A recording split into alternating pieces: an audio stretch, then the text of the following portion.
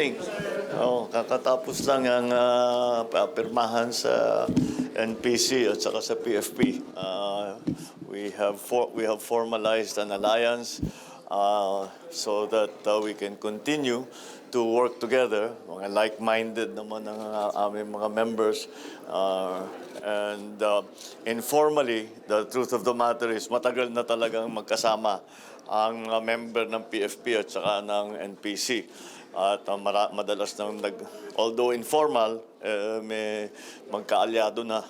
Dati pang magkaalyado yan. So it is now it is formalized, and I think that will give added motivation for us to work harder para dahil magkasama na kami, pareho ang aming naiisip, pareho ang aming mga nagkakasundo kami sa plano, so that will make us more effective.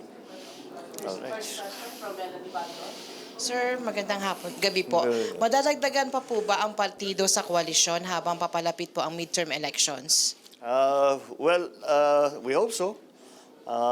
Dahil, of course, kagaya ng sinabi ng isang very wise statesman, politician, politics is a game of addition. So that is what we are hoping to achieve. Sir, follow-up po, how strong and stable po yung coalition that will ensure the unity of the parties for the midterm elections po? Well, I think it's very natural for people to think that this is being done for the midterm elections. Of course, that's part of it. But really, it is to formalize what already existed. We are trying to put together once again the team, and that will work together. And this really derives from our original concept that progress will only come from unity.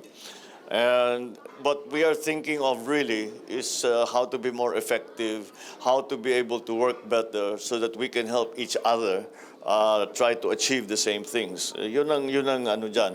So that's more, for me, that's more important. Well, because maybe I'm not a candidate, that's why I'm thinking in those terms. But of course, the elections coming up are part of it. But also, perhaps equally important are the connections that we make so that we become a stronger force for progress and peace and progress and stability in the country. Next question from Noel Talakay. Hello po. Question ko po, do you see any flaws in the coalition, and how do you think it would be addressed? Any flaws in the coalition? In the coalition? Coalition. In the coalition? Yes. Do you see any flaws? How do you think it will be addressed? If there's any. Flaws? There's any. Yes. Well, the usual thing is that when you approach an election and you are in partnership together, kung minsan, yung ibang partido may kandidato para sa parehong posisyon. And wala, yung mga steering committee namin, yun ang mag-uusap, magde-decide tayo.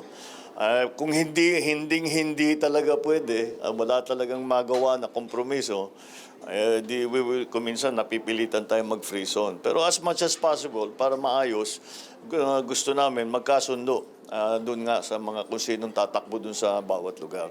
So, but every election ganun eh. Basta't nagsama ang mga partido. So, we're ready for that and we know how to handle it. Next question, Jonathan Antan, GMA News. Hi sir, may initial findings na po ba na pinadala sa Malacanang tungkol sa investigation kay Bamban Mayor Alice Go? Oh no, it's very, very early yet. No, we just started. Well, the Senate just started their investigation. As I told you before, we have been investigating the now defunct Pogo installation. Hindi namin tinignan, it never came up. Hindi lumitaw yung issue ng citizenship, ng all of these things that came up. So yun ngayon ang tinitignan natin. But there we have a ways to go dahil talagang hinahanap natin kung ano ba talagang totoo. And as I said, there is also an ongoing investigation by the Senate. So let's allow the executive side and the legislative side to do their work and continue their continue our investigations. Well, wala pang definitive na conclusions. Follow-up lang po. Yeah.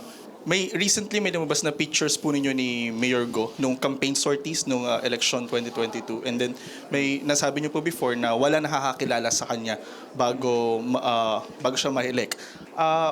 Any comment po doon? Ano po masasabi niyo po doon?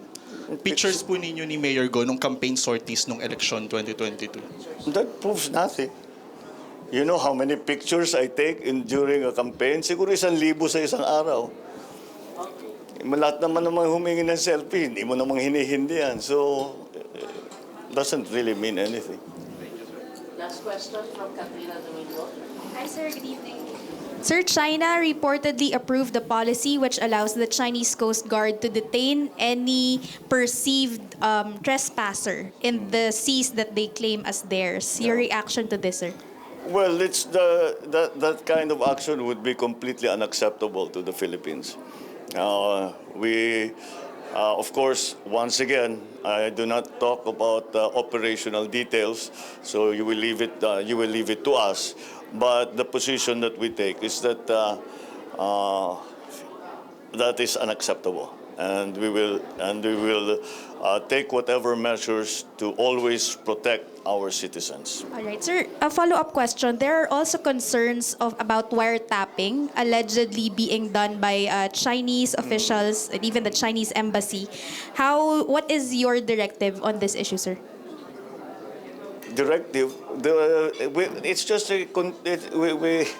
we are looking into it because really the fact of the matter is there have been mentions of a tape that says, that confirms that there was this agreement, etc. All of that, and I keep hearing that there is a tape, and I keep wanting to hear it, and as yet we don't have it. So it's very hard to come to any conclusion until we know that the thing actually exists. So it's very hard. It is in the possession. If it does exist, it's in the possession of the Chinese embassy and the Chinese government. So until they release it,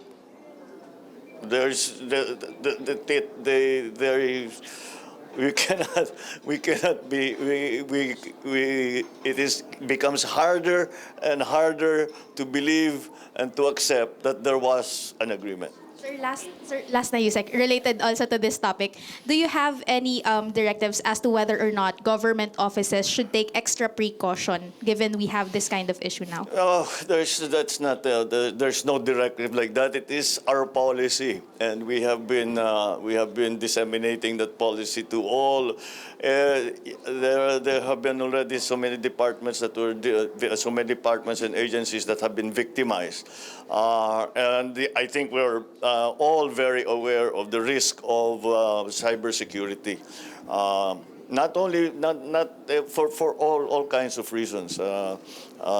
So yes, we are very conscious of that, and the DICT, for example, together with DOST, are working hard together with our security services to make more robust our cybersecurity. We have spoken to many experts, and we have taken some of the best people in cybersecurity are actually Filipino, but they're civilians. So we have to bring some of them.